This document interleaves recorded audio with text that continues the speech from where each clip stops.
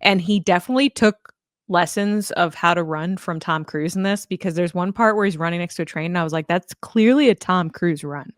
He's doing, I was like, what? Did he like go to Tom Cruise and was like, yo, man, how do you the hand run? chops. That's, I was like, what is this?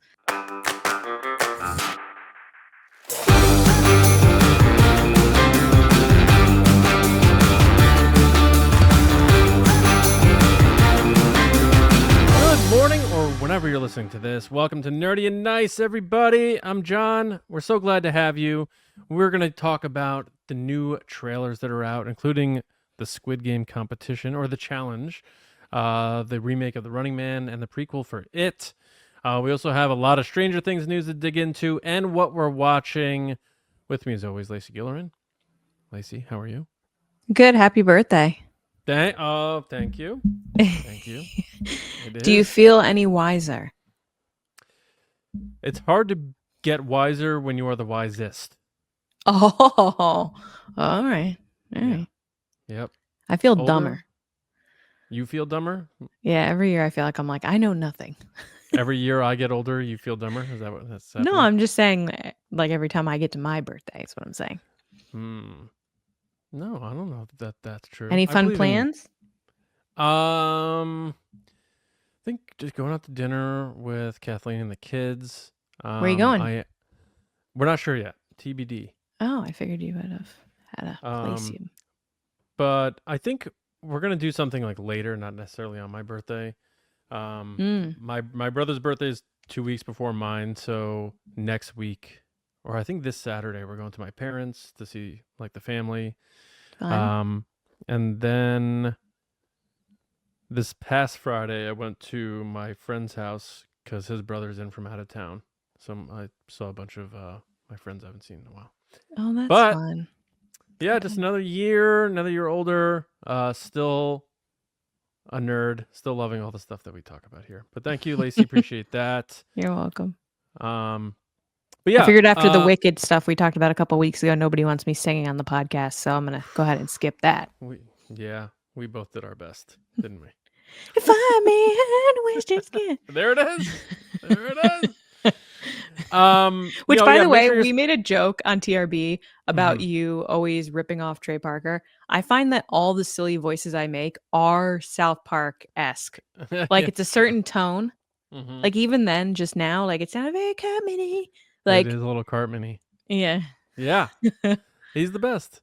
I have to get caught up. South Park came back, I think, last week. I got to get caught up on that. But before we get into the trailers, just make sure if you're listening, you're subscribed to the podcast. Nerdy and Nice is on its own platform, our own feed, I should say, on Apple, Spotify are the two big spots, other podcast apps as well, and on the TRB YouTube channel.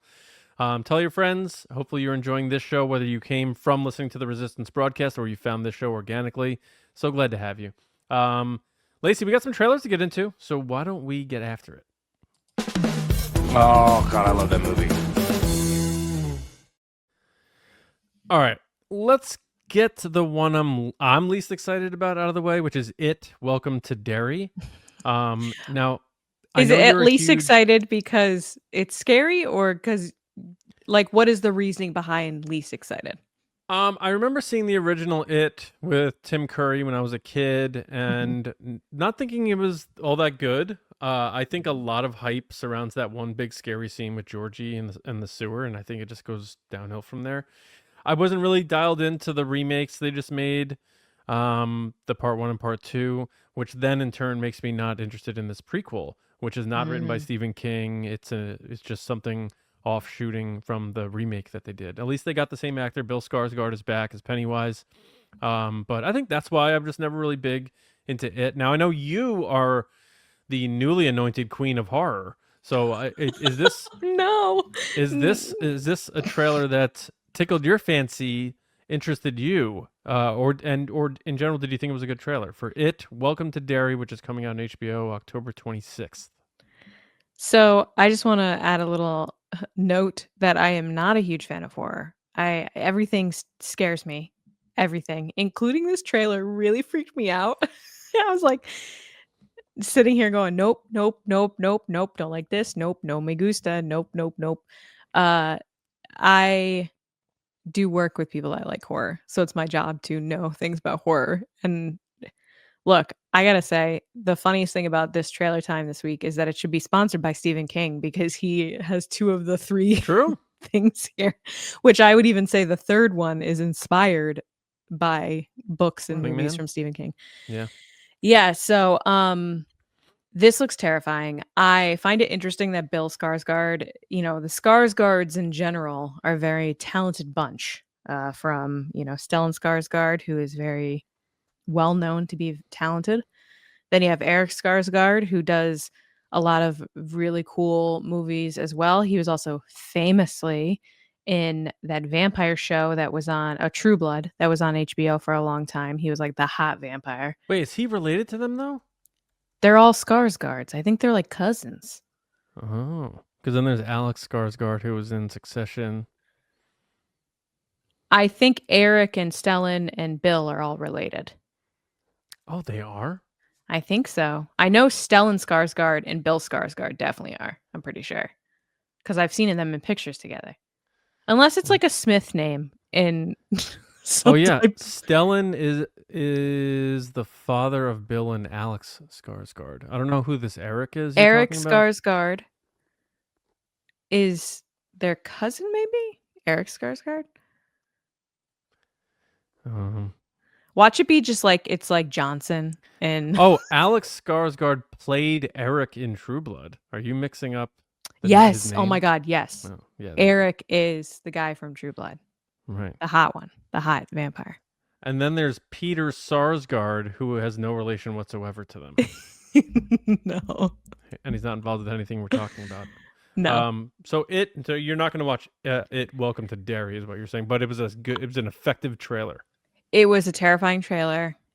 Anytime that there's like kids dying, like it just automatically takes it up a notch, like you're like, ooh, because it's killing of innocence, like kids, babies, dogs, animals, stuff like that. Yeah. I was just going to say, it's funny that Bill is becoming like the horror, like creepy character guy. He did Nosferatu noticeably. So Barbarian. Good for him. That he's like found his niche and is like, yo, you want me to be creepy? I'll be creepy. Sure. Why I'll be the not? creepy guy. I'll be creepy. It's cool to see him come back for this. And I hope the show does well because, I think time and time again, we're seeing that they have the best returns on horror related TV shows and movies, especially. Like the budgets are low and they get good return on it because people like being scared. Yeah. I never understood it, but from talking to numerous people recently that do love horror, it's just the idea of escaping the actual horrors of real life and reality to this like over the top ridiculousness that kind of to make I don't know, there's just something human about it, the idea of being scared and fear in itself. So it's a cool concept. But I know there was some like pushback on Welcome to Derry because they used these posters recently that looked very AI made that people were very angry about.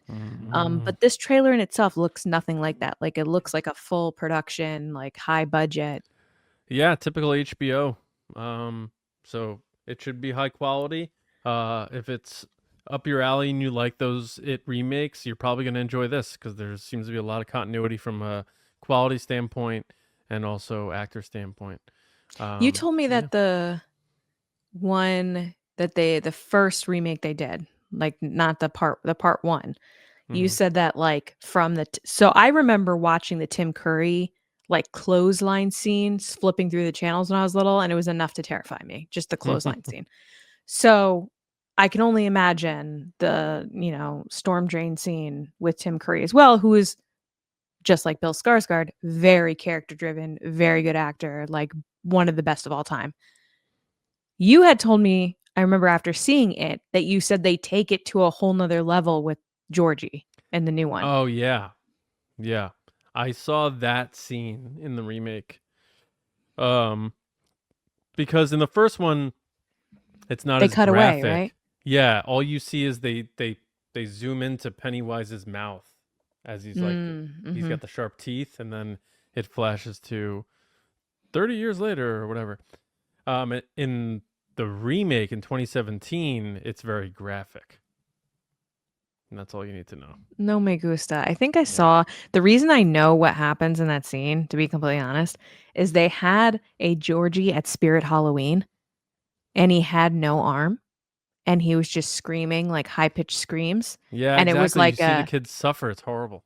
I think it was some type of related animatronic that then had Georgie hanging by no arm. It was very, very graphic for an animatronic, and people were like, "Look at this thing in Spirit." I was like, "That's terrible." And Matt took Daisy to Spirit Halloween to go see what they had, and she was terrified. Like she came home being like, "I do not like the Halloween store." And I was like, Yeah, I don't "I blame don't her. blame you." I would be scared too. So I will Yeah, not be watching this. yeah, I Like, don't know that I will either, but it looks well made. So I hope the people who are jazzed about it get what they're looking for mhm. on October 26th when that debuts on HBO. Next up, we have The Running Man, the final trailer for this one. Glen Powell, directed by Edgar Wright of Baby Driver fame, and you get a lot of that feeling in this trailer more than the Scott Pilgrim last too. trailer. Yeah, Scott Pilgrim as well, and you have Michael Cera in this one, unfortunately. But Lacey, I know you're a massive, massive Glen Powell girl. So I am. November 14th, theaters, The Running Man. I know your husband is an Arnold fan. Is this something you guys can maybe parlay into a date night and get to the theaters to see The Running Man? It's funny you say that because I'm pretty sure at some point I brought up that they were remaking this movie, and Matt's reaction was like, "Why? Ah, Arnold's okay. perfection." You know what I mean? And then I said it was Glen Powell, and Matt doesn't like Glen Powell, I think, because I like Glen Powell so much. That's usually how it goes. I think he hates him so much. I thought this trailer was super fun. I hate that they used like they keep doing this like nostalgic thing that they're like, let's use an 80s song. Let's use a, 90s song. Like it's nothing current or like some type of Mm-hmm. cinematic score. It's always like some nostalgic earworm type song. Yeah. Um, I think Glen Powell's definitely flexing his comedic chops in this one in addition to his action. And he definitely took lessons of how to run from Tom Cruise in this because there's one part where he's running next to a train and I was like, that's clearly a Tom Cruise run. He's Yeah. doing I was like, "What?" Did he, like, go to Tom Cruise and was like, "Yo, man, He how do does you the hand run?" chops. I was like, what is this?" Yeah. But I like to see him doing something a little different than what we've seen. I think he's played kind of the side character, and then in Maverick, he played, like, the villainish character. He's been, like, obviously a rom-com guy too, but I think this is gonna be a big kinda step for him into that movie star role. And I think, outside of this, I think he turned down Jurassic Park for this, if I was to guess. Like, timing-wise, it seemed like he turned that down to do Yeah, this it could be. instead, which is a Yeah. smart move. It's weird seeing him brunette because he's been blonde for so long, so it was kind of jarring for me for that. But overall, it looks very action-packed. The one critique I have, and again, I haven't seen the first one, like, I haven't seen the original one, it's coming across to me very Home Alone-esque in this. Like, the Mm. trailer reads very Home Alone with, like, booby traps and, like, running from the bad guys, comedic joke, Yeah. another booby trap, working with people. But, it looks really good. This movie looks really good. I know they were just at New York Comic Con. They did a panel about it. So, I'm in. I think it's gonna be great. Yeah, I think it looks good too. Comes out November 14th. I definitely saw a lot of callbacks to 80s action in this one. I mean, one scene just on the nose where he's swinging from something and he kicks through a window. That's right out of the first Die Hard. And Yeah. you can see that I think maybe they're trying to be more inspired by something like that, which is, the Arnold one. I think this movie's going to be better than Arnold's version. And I love I haven't Arnold's seen version. Arnold's. I only I know about love it it. because when I watched Hunger Games and was obsessed with it for like 3 or 4 years, I constantly was hearing from Matt that Running Man is Hunger Games. Yeah, and Running Man is good. It's very hokey. It's very dated. I think when it was made, it took itself more seriously than how we look at it today. But if you look at it, it's just a ridiculously over the top movie, and I love it for what it is in 1987. I think this one is going to be a bit more dramatic, a bit more serious in how they deliver the story. Not necessarily serious where there's not going to be humor and stuff, because clearly there is. But I feel like they're taking more of a page out of like a Die Hard for this movie, where you have Glen Powell, who looks more like this everyman, versus Arnold Schwarzenegger, who looks like a gladiator. Yeah, And it's yeah, like, I the agree with thing that. about Arnold's was, we're going to put Arnold in there and he's going to beat everyone's ass. And that's what people go to see, is to watch Arnold beat people's asses.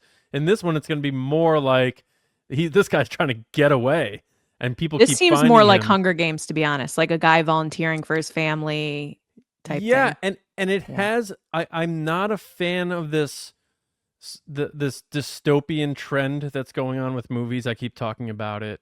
Whether it's apocalyptic stuff, zombie stuff, or just police state type stuff, because I feel that in our real life. But with this one, it looks like it's going to be leaning on the fun side of things.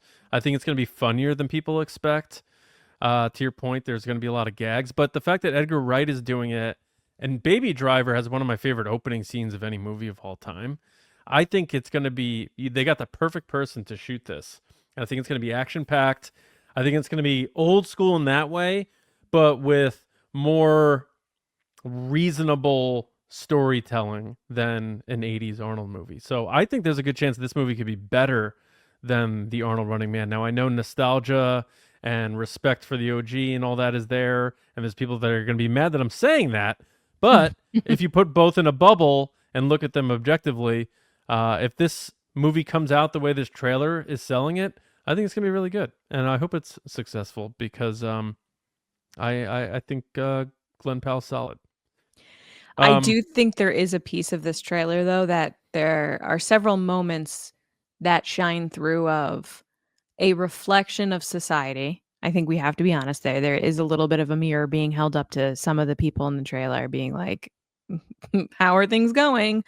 But then there's also a piece of this that we also see glimmers of in shows like Andor, where you have everyday people doing the right thing, everyday yeah, people yeah, stepping up and helping someone just because it's the right thing to do. And I think we're going to get a lot of that in this movie as well. yeah, Now, I think there's going to be a lot of backstabbing too, and like people out for themselves. But I think that's the message that's going to shine through, is like, when it comes down to it, are you going to do the right thing and help someone when they really need help? Or are you going to stand by and cheer and eat popcorn?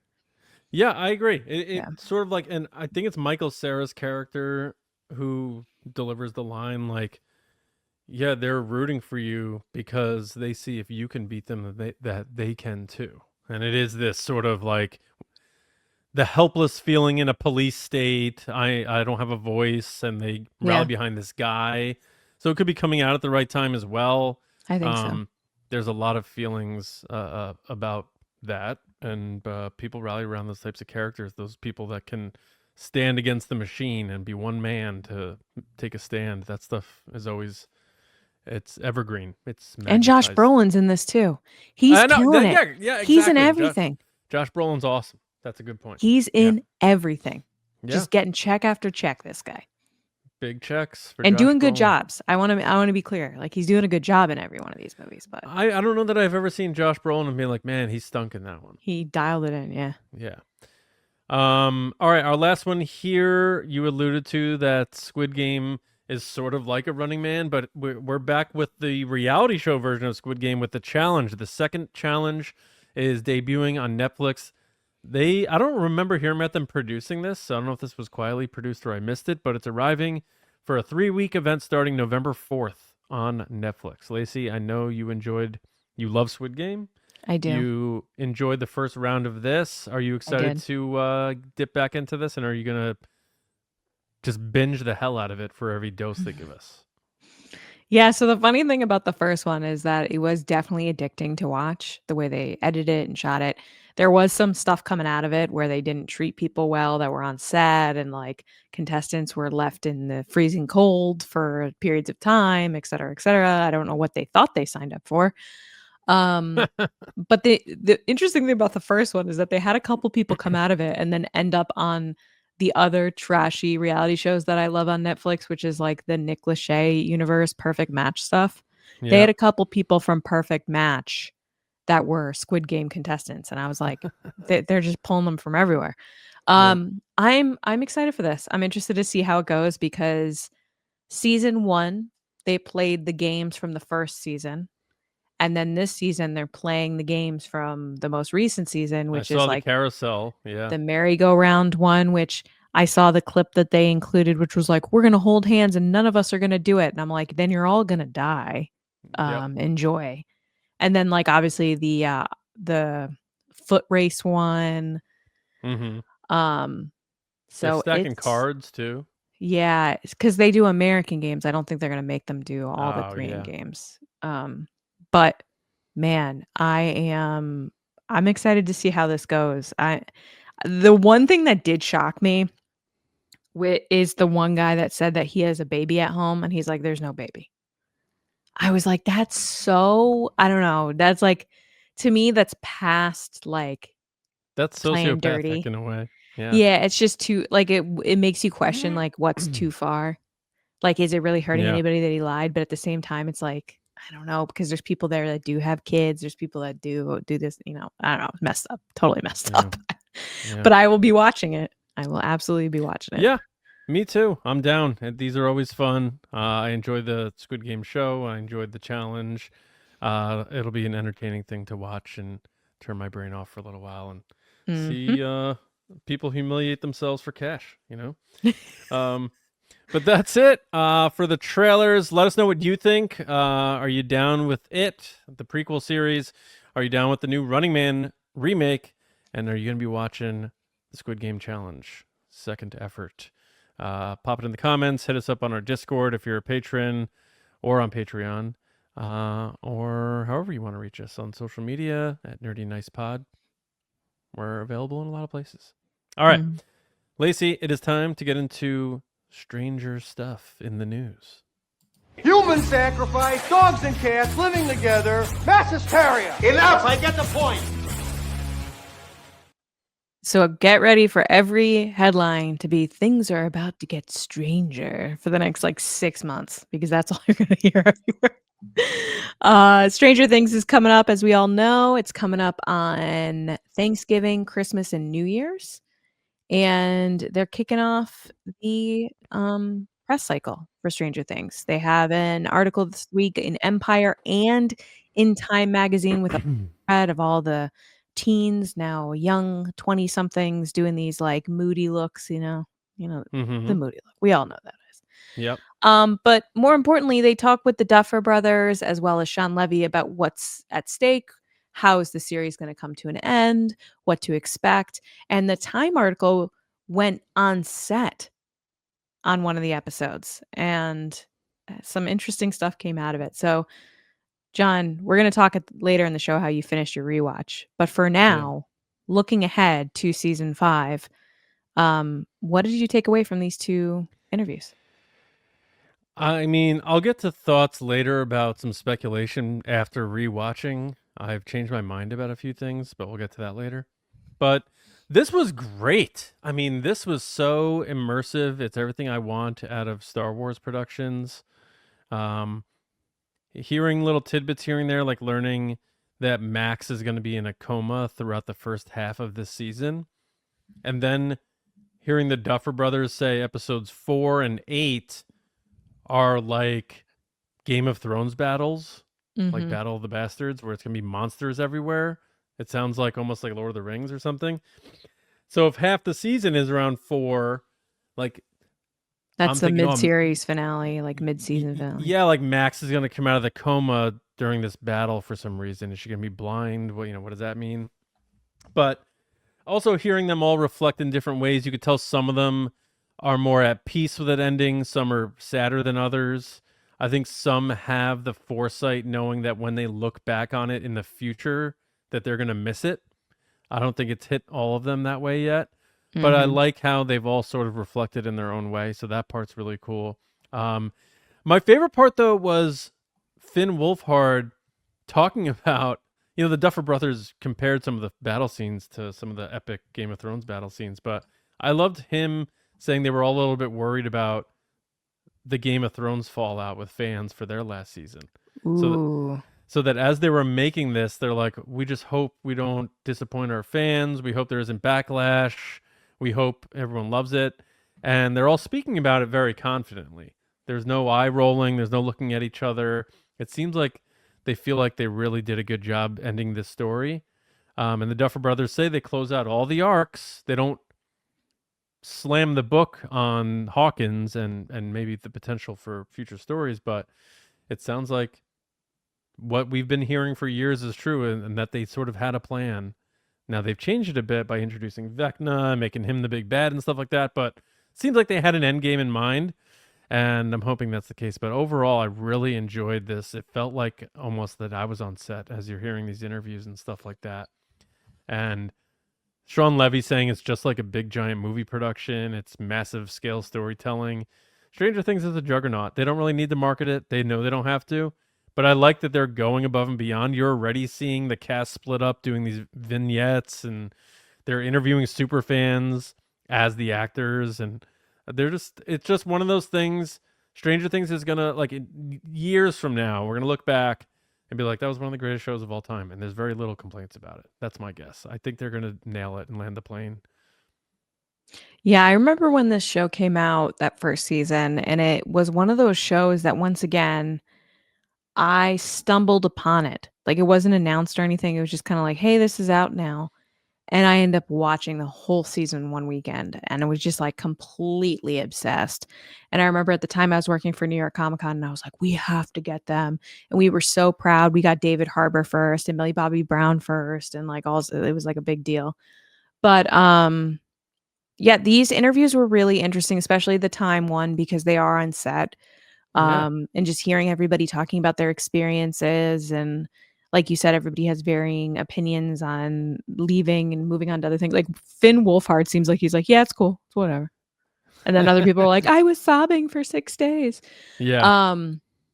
The other thing I noticed about the reporter being on set is they said they were on a set where they would have a bunch of people in military outfits, and then it was a bunch of bloody corpses everywhere. And then someone had mentioned next to the reporter, like, oh yeah, everybody in this scene is going to die except the children.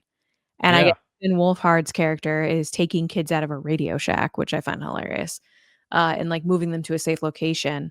And I'm like, so we're going to see like a ton of people die, which a lot of people die. I feel like season 3, there were a ton of people dying. Yeah, so they said episodes 4 and 8 are monsters everywhere. So it's going to be like the Upside Down is in Hawkins, basically, I think.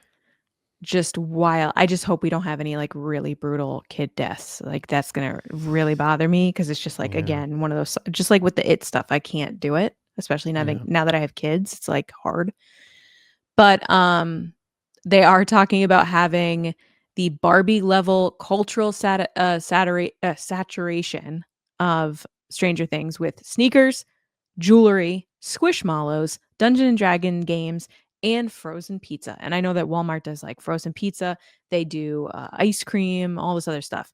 And you know what? Every time I see it, it's always sold out. Every single time I see Stranger Things stuff come through, Oreos, whatever, they get sold out so fast. Yeah. So good for them. There was a piece in the Time article where they do kind of an on-camera bit with the Duffer Brothers where they talk about all the people that have died. And the interesting thing was their reaction to certain characters' deaths that were such big moments for fans, and the way that they spoke about them. It's just funny when you're in the project how removed you are from other reactions. So like Barb, they were like, it was just Barb. Like we ignored Barb and it was just a thing. And then Netflix kept asking about her. And we were like, why does it matter? Like she's not a big character. And then he's like, and then that was the first kind of viral moment we had at this show where everyone was like, Barb deserves better. Like, what about Barb? And he's like, and we wrote her in a way that she was just supposed to be the side character that like forced Nancy to kind of get involved. Yeah. And then he talked. That's exactly what she was. Yeah, but to hear them talk about it, and then they talked about how Bob dies. Spoilers if anybody's never watched this. Spoiler, Bob dies, and they said that originally Bob was supposed to be this really over the top obnoxious boyfriend for Joyce. And then they got the casting from Sean Astin, and they were like, "Oh, we can't make him it's Sean No, Astin, we you can't can't. So then they made him so lovable that they knew he was always gonna die, and then when it got to the point that they were at the end of the season, they were like, "Well, now we have to kill him. Ugh, gosh, it's Sean Astin, we have to kill this guy, he's so nice." Which first of all is wonderful to hear because Sean Astin is lovely, I have met him. He's And he's so the nice. new president of the Screen Actors Guild. He is. Yeah. And like, it was just interesting. If you have time to go watch it, definitely go to time and watch this video of them talking about each death because they go through Billy and Barb and all these other things. But then they go through Eddie at the end. But every single character that died, they say they were always going to die, which I think is important for fans to hear because oftentimes, in being Star Wars fans as well, we're like, why would they kill that person? Why would they do this? It was always part of the plan. And hearing them speak about it, it makes me feel even more confident off of what you said, John, which is they've always had a plan. Yeah. And maybe the plan kind of changes a little bit. Like they get Sean Astin, so they want him for 8 episodes instead of 2 episodes. But the plan is always there. They're always like, this is how it's going to end. This person's definitely dying. It is what it is. But yeah, it makes me nervous because it seems like everybody's dying in this series. And I don't think it's going to be like we've been joking about, like, what if they wake up and they're playing, it flashes back and they're playing this game. I do not think that's the case. I think people are literally dying. Yeah. And I know it started off as kind of a Spielberg ET-esque type cutesy show, I would say. It had scary moments in the beginning. It was like baby's first horror, but I think it's gotten darker and darker, especially as the kids have gotten older. Yeah. Yeah. And I don't think there's any chance that they're not going to go for it in the last season because the audience has aged with them. Yeah. I agree. Should I just Yeah. get to my thoughts now then so we don't go back to Stranger Things or? Sure, you can if you want. You did this last time. I know. I just figured while we're like in the stoking hot embers of talking about Stranger Things. Mm-hmm. Yeah, so I finished my rewatch of season 4. And now I feel like originally I was like Jonathan's gonna die and Steve and Nancy are gonna it's gonna be a flash forward and they're gonna have You've kids said this. whatever. But I think now Steve might die. And I think I think Steve's definitely dying. And I think she might end up with Jonathan, and then they're going to have a kid named Steve or something like that as a tribute, like in Pearl Harbor. Oh. Yeah, no, I'm the one that said Steve was going to die, and you're like, no way, Jonathan's dying. Yeah, but then I was thinking like more as the rewatch brought me there, and it's like we never meet Steve's family. We don't know his parents. Steve's was supposed to die. And he didn't because fans reacted a certain way that they didn't. It was like a Poe Dameron. They didn't kill him. Yeah, I think he has the least. He's sort of like Han Solo in that way, where he has the least to lose. I feel like the buyers have been through enough. That's why I do not think Will's gonna die. Mm-hmm. I do want to do an episode where we run through all the characters and give odds or like. I got to do my rewatch. I got to get it done. Oh, yeah, do a rewatch so then we could do we'll do a full Nerdy and Nice episode on Stranger Things, but. Anyway, to sum it up, the rewatch was great. Season 4 is still my favorite. I think I'm going 4, 2, 1, 3 so far. Yeah. 4, 2, 1, 3? 2, I enjoyed much more this time around. Wow. Yeah, I thought it was better performances. Is that the Chicago one? That's where she goes away for a few episodes. Yeah. 3 was such a blur because I watched it like right when it came out, and I was going to Colorado to visit my sister because I was so afraid I was going to miss it. It was like that 4th of July one. I did. Ugh. Yeah. So I want to know people's rankings of the season so far, but I'm going season 4, season 2, season 1, season 3 is my least favorite. I still enjoyed it though. There were still a lot of parts of season 3 I really enjoyed. But yeah, we'll talk more Stranger Things, like Lacey said, probably every week. Yeah, I feel like a lot of people feel that about season 3. Mm. Because even in the Time article, everybody involved, especially the Duffers, were very much like, we didn't even know if people would have a good reaction to season 4 based on season 3. And they weren't sure if they were going to get like a shortened last season. And then it ended up getting over 1 billion watches. And they were like, oh, we're good. We can finish this the way they want to do it. Yeah, thankfully. And they also brought up the Paramount deal, which is interesting. But we don't really need to get into that right now. What we do need to talk about is like my obsession currently, which is K-pop Demon Hunters. It keeps killing it. Even with other pop girls coming out with new albums, K-pop Demon Hunters continues to dominate the chart list, partly because I have it on repeat all the time. I feel like I'm the person that's continually pushing the songs to the top of the Spotify charts. But just me. I'm obviously joking. Anyway, Variety sat down with co-directors, co-writers Maggie Kang and Chris Applehans. I knew it was Apple something. Apple. Anyway, they sat down with Variety, and also the BBC is listed in here as well, talking about the phenomenon of this movie and the rumors that started circulating, which we had talked about on the show, of doing like a live action version and all these other things. But Maggie, thankfully, has come out and said there's so many elements of the tone and the comedy that are so suited for animation.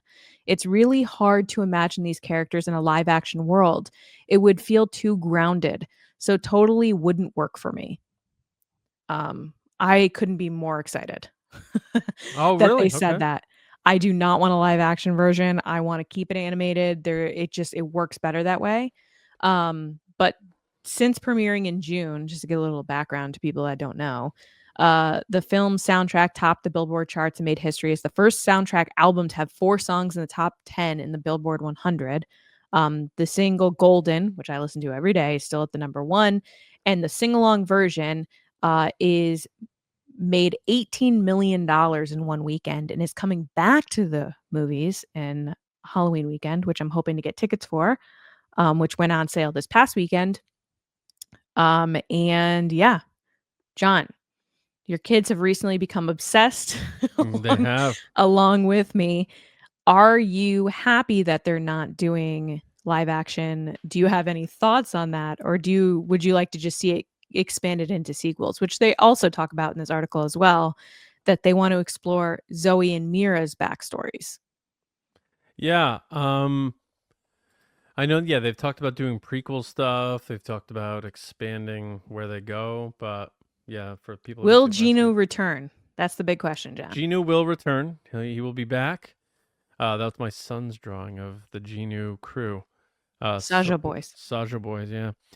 No, I think this is cool too. We'll see if that remains. I don't know who was going to end up owning the rights of this. Is Netflix just going to be like, too bad, we're going to make a live action version because it's going to make us more money? Who knows? But I love the fact that they have lines they won't cross in terms of the creators. You know, they see this in this world. You're able to tell so many fantastical things on a cheaper budget with animation, and K-pop Demon Hunters is as fantastical as it gets. So I like that it's going to sort of stay that way. I know it's enticing.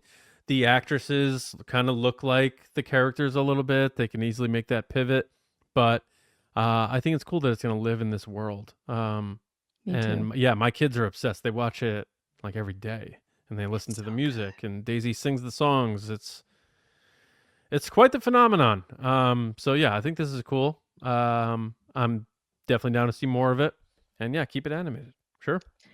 I knew it was a big deal when, first of all, I have great taste. So when I liked it, I was like, obviously.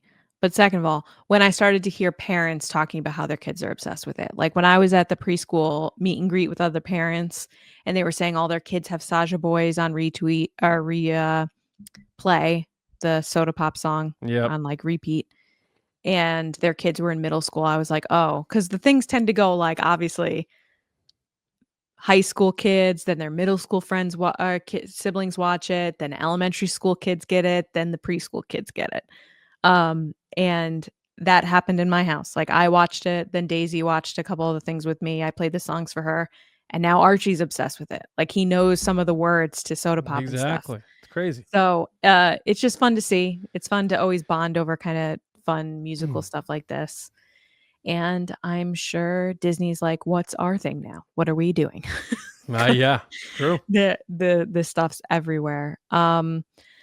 But speaking of childhood stuff, because this guy just, every time I see him or hear about him, I just think of childhood because he was so big in the 90s, which is Jim Carrey, who's in talks to lead a live action The Jetson movie, which is going to be directed by Colin Trevorrow of Jurassic World and at one point Star Wars fame, Book of Henry, if you will.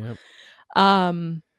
Yeah, so he's in talks to do it, which I was like, really? But then again, he's made a ton of money with the Sonic the Hedgehog franchise, and he's done a lot of other stuff like Grinch, that maybe he's just interested in doing some more kid stuff. So, John, would you see this movie? Are you a big fan of the Jetsons? I remember watching it, but I wouldn't say I'm a big fan myself. Yeah, I remember watching the Jetsons when I was a kid. I wouldn't say I'm a huge fan. I feel like this is 20 years too late for Jim Carrey. Like this feels like, he's like almost like 65. Is he supposed to be playing George Jetson? Isn't George like 40? Yeah, he's a dad of 2 young kids. Yeah. Unless he's doing the villain thing and he's playing Mr. Spacely, which is a short, stocky, bald man. Yeah. Basically George Costanza. I don't see him playing that. So, I mean, Dr. Robotnik was more shapely than Jim Carrey is too in the video games for Sonic. But I don't know. I just feel like this is something like Mr. Poppins, Penguins, and Grinch. Like this was a 2000 to 2010 Jim Carrey type of thing. Like seeing him do that now after his self-righteous speeches about, I think I'm done making movies unless a golden script comes from the heavens, and then Sonic 3 came and he did that. And that makes a ton of money. And then he's potentially doing this. This sounds like one of those movie generators on Jimmy Fallon that they do. It's like Colin Trevorrow doing the Jetsons with Jim Carrey. It's like, okay. So I don't know. This doesn't interest me at all. I feel like maybe 20 years ago Jim Carrey could have done something like this, but now it just seems a little strange. But I'll reserve judgment until we hear more about it. But to me, I don't get this one. I'm sorry. And I'm a Jim Carrey fan. I don't get this one. I'm going to be honest. I don't like Jim Carrey. I only like him in Liar Liar. That is it. And The Grinch. Don't like Ace Ventura? I've never watched that movie. It's amazing. Dumb and Dumber? I've watched bits and pieces of that movie and I didn't find it funny. I hate that movie. Last one, The Truman Show. Never seen it. It's one of my top 10 favorite movies. I know you say that. I've seen like bits because they used to play it on TV all the time. Watch. But I'd always turn it off. The movie. Okay. Maybe. You need to go watch Tron Legacy because everybody's been talking about that all week because Tron Ares, by the way, bombed at the box office. I don't have that in here, but it did. And you know why it did? Because Jared Leto sucks. Oof. Like he literally sucks. Not just in acting, but as a person. And I don't know why they keep casting him. He was in that Morbius movie, which also bombed. He was the Joker, which was terrible. Bombed. Terrible. And they're like, yeah, let's just keep putting him in stuff. Even though he's hitting on teenagers and stuff, let's keep putting him in stuff. Good job. He's hitting on teenagers? Yes. Gross stuff. So let's stop doing that. And he wants to look like Jesus? He's a strange guy. guy. Let's stop using Jared Leto for stuff. He's not good. And I saw some comments and I agree with it. It's like, I have no want to see Tron Ares because he's in it. And if it was someone else, I'd probably see it. And I have no interest because I liked Tron Legacy. The soundtrack's amazing. Everybody knows I say that all the time. Best soundtrack ever. One of. Top 10. But yeah. Anyway. Let's get into our last story. Speaking of I guess comic book-esque castings. Some more news coming from New York Comic Con, which I'm going to make a little kind of petty comment right here. They use this image of Lawrence Fishburne, who's in this article. The story's about him. It's in front of a backdrop that has Raising Cane's as a sponsorship for New York Comic Con, and it's gigantic. And I remember when I worked there, they said they'd never sell the backdrops for this reason, and they clearly have, because it's in the back of this guy's head, and it's so obvious what it is. And also, they didn't iron the backdrop, and there's wrinkles on the screen, and it bothers me so much. But that's not the point. The point of this is that Lawrence Fishburne was doing a Matrix reunion, because they all do reunions now. And he wants to play Charles Xavier in MCU's version of the X-Men. So he talked about it at New York Comic Con, and he also got asked about, doing Star Wars, to which he says, I don't need a lightsaber. I'm sure he looks at that role and he's like, I don't want to be Samuel L. Jackson. Like, let's not do this. Yeah, he said he watches all of it, but that he doesn't need any pew pew in his life. Yeah, I'm watching everything. I'm watching every Star Wars. I'm in the middle of Rebels now. Man, I'm good on the couch with Star Wars. I don't need a lightsaber. I don't pew pew. I don't need it.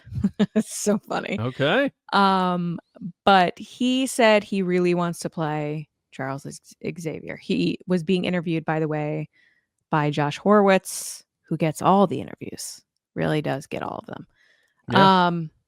What are your thoughts? You're a big X-Men guy. I don't have any preference on this. I'm like, okay, sure, I could see it. I don't know, whatever. I remember when Patrick Stewart was cast, everyone was just like, yes, of course he's playing Charles Xavier. He looks just like him. People have talked about it for years, and this was when, this was 2000. This is when it was all about message boards. It wasn't Twitter.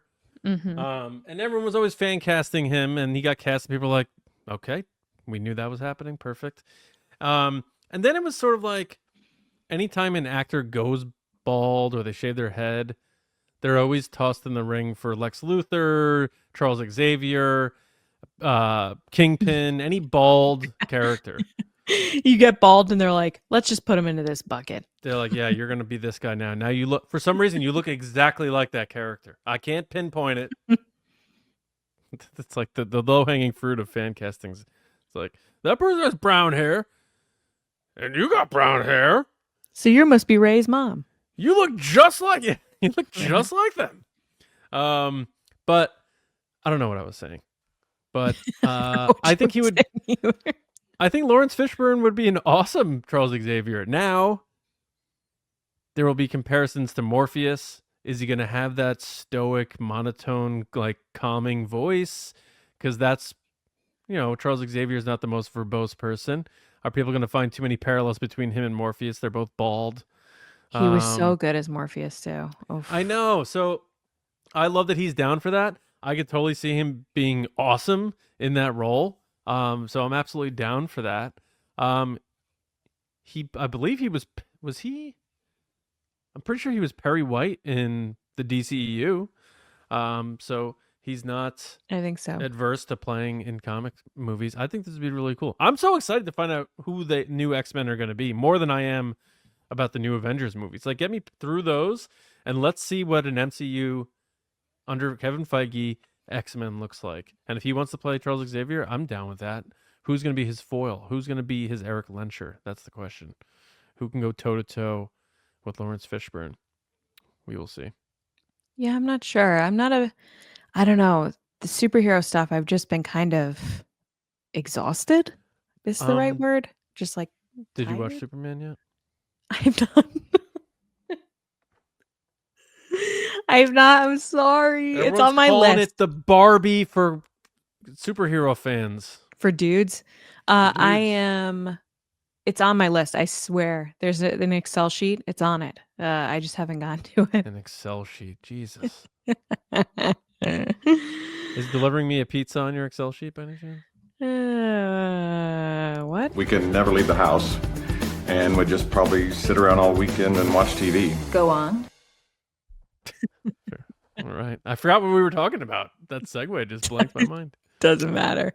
Getting into what we're watching. What I am watching is Love is Blind season 9, which is the wackiest season I have ever watched of this show. Oh my God. Where did they pull these people out of? What swamp sewer system did they? Do I continue watching? I've watched one episode. I think so. If you like that kind of thing and you like just mess, then it's worth it. But like, don't go into it being like, is love real? Because that's not this season. Love is blurred. Yeah. I also have been watching. I picked up a couple episodes of You. It's the last season. I got bored. I turned it off. Didn't finish it. I didn't. Matt did. I didn't. He stuck with it, and he told me the rest of it because I couldn't sit through it. I was like, I'm just so. They brought in Anna Van Camp, or is it Anna Camp? She's the one from Pitch Perfect, and I love her. She's fabulous, but she plays twins in this season, and the problem is that I know her as not twins. So to see her in a show where she's playing twins, it's like I can't. Oh, okay. You always promote the remake of The Parent Trap, and you know, but that's no. That was Lindsay Lohan's first role. You cannot compare. I know Anna from other things, like Pitch Perfect, which is an awesome movie. You cannot compare someone who started their career as a twin to then go and say, well, why are you against these twins? I'm not saying all twins are bad. I'm saying in this instance, it doesn't work because I know the actress. I think you have a little bias against twins. Don't you dare speak of Lindsay Lohan on this podcast. Just kidding. Anyway, yeah, it got to a point that to me, it felt like with this season, the writers kind of were like, well, we got to do one more. Look, that show was meant to be a one and done thing, and it was so popular. They're like, let's figure out another story. It seems like the original writers are gone, and I might be wrong with that, but like the writing wasn't there, and it just got to a point that I was like, come on. Like there was the joke that he puts the hat on and nobody sees him. Like, you know, it is so ridiculous at this point that you're like, you're waiting for him to mess up. Now, the interesting thing is I did watch interviews of Joe Goldberg, who plays him. I'm blanking right now. The guy that plays him doing interviews about the series. And he played Dan in Gossip Girl, who's also ends up to be somewhat of a stalker. Penn Badgley. Love him. He was originally dating Blake Lively from Gossip Girl, and then they broke up and she got with Ryan Reynolds. But he was doing interviews and they were asking him about like how people were so attracted to his character. And they're like, oh, Joe Goldberg's so hot, blah, blah, blah. And he's like, I kill people in this show. Like, I'm not supposed to be attractive. Like, you want this guy to get caught, right? Like you want that to happen. And people are like, what? No. And he's like, no, I'm supposed to, like, this is supposed to end with me being caught. Like, it was funny to watch him like kind of wrestle with this like moral being like, guys, stop like thirsting after a person that's murdered people for no reason. Yeah, evil protagonists. Yeah. On a lighter note, my daughter started watching Blue's Clues, which is on Prime Video as like a free subscription type thing. And I threw it on because I wanted her to watch something other than, the same stuff over and over and over again. And I hadn't watched it in years, and it might be past your time just because you're a couple years older than me. Yep. I was 8 when it came out. Yeah. So my little sister was very much into it. So I would watch it with her. And it was very funny to watch it with Daisy because he'd start doing his little songs that he does every episode. And I knew all the words. Oh, wow. And I was just like, it like unlocked memories that I didn't know were buried. And I like knew certain things like Mr. Salt and Mrs. Pepper have a daughter called Paprika at some point. Like I was like, oh, I'm like in this. I know a lot about Steve. And then I started talking to Matt about how for a long time on the internet, people said Steve like overdosed on cocaine and was I remember that. Yeah. And then it ended up none of that happened. Like he went to college and like got a degree and like lost his hair. He's bald now, but like other than that, like he's still a nice person and is like he's like a normal guy. Yeah, he's like, I just left the children's television circle. Like nothing happened to me. And it just kind of was a reflection on like internet rumors and craziness, but it was a really charming show. I'm not gonna lie. And nice. just to see the low budget of it. Like he's on a big green screen. And he's like, look here. Like, yeah, I exactly. can Like imagine he's just, weathermen. yeah, Like, he's just in a room the somewhere cold being front like, is gonna push down. and it was kind of one of the first shows where he's like, so where do you think blue is? And he's like, yeah. which then, I don't know if many people know this. I only know because I always go deep diving through the history of children's television, especially if I'm watching something with my daughter. It is the same team behind Gabby's Dollhouse, which I find interesting because she does very similar things like, oh, where do you see Pandy? And like stuff like that, and has catchy songs and whatnot. And I found it funny that it was like Steve with a dog and then Gabby with a cat. So they like literally took Blue's Clues and were like, how can we do that again? But like a little different. That's a good point. Yeah. So it's the same team. But anyway, it's just interesting to watch these things back with my daughter. And I'm proud to say that she knows who the Muppets are.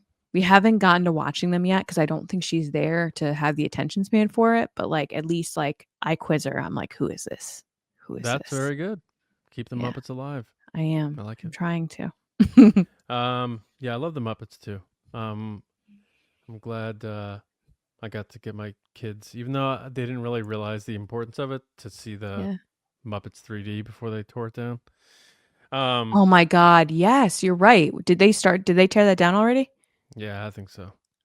I'm supposed to take my kids to secret. Everybody, this is secret. I'm supposed to take my kids to Disney in January, and I'm so sad that that's gone. Yeah. I don't know if the building's still there or what, but they did the last show this summer.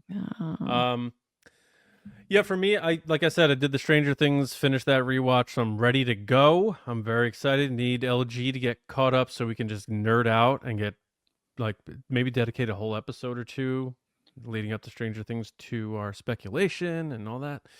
But also watching the MLB playoffs. Obviously, the Yankees got knocked out, but it's fun to watch playoff baseball.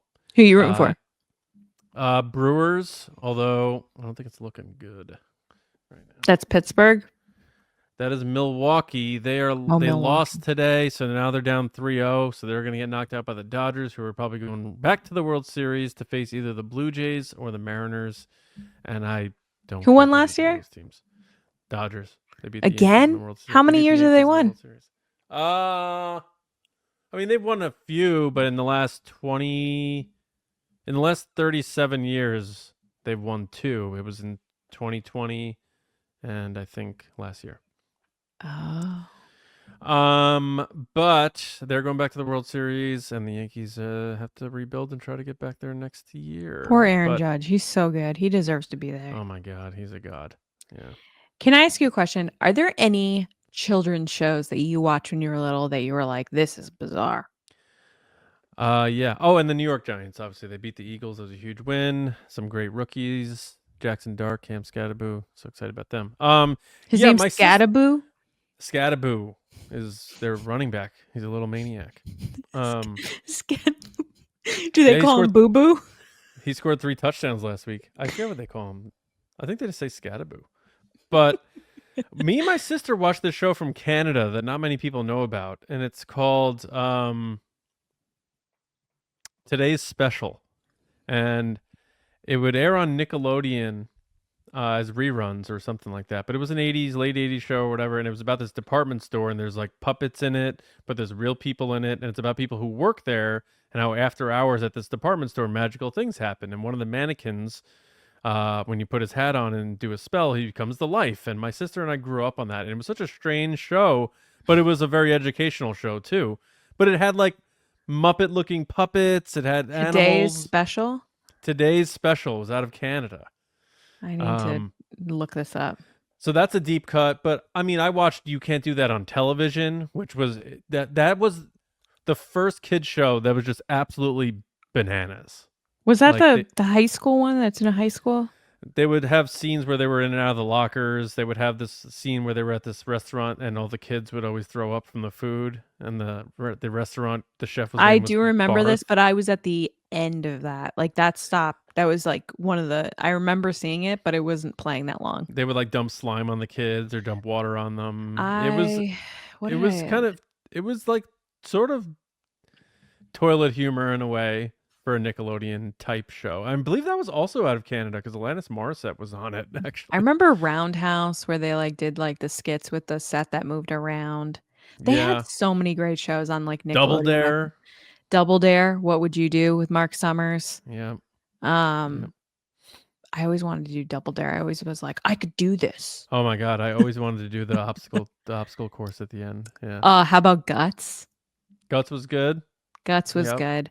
No, because I was at a vintage toy show a couple weeks ago and I was seeing toys from shows that like I watched when I was little and I was like, I'm pretty sure no one's heard of these shows. So one of the shows I used to watch when I was little, it was a cartoon and it was called Lady Lovely Locks.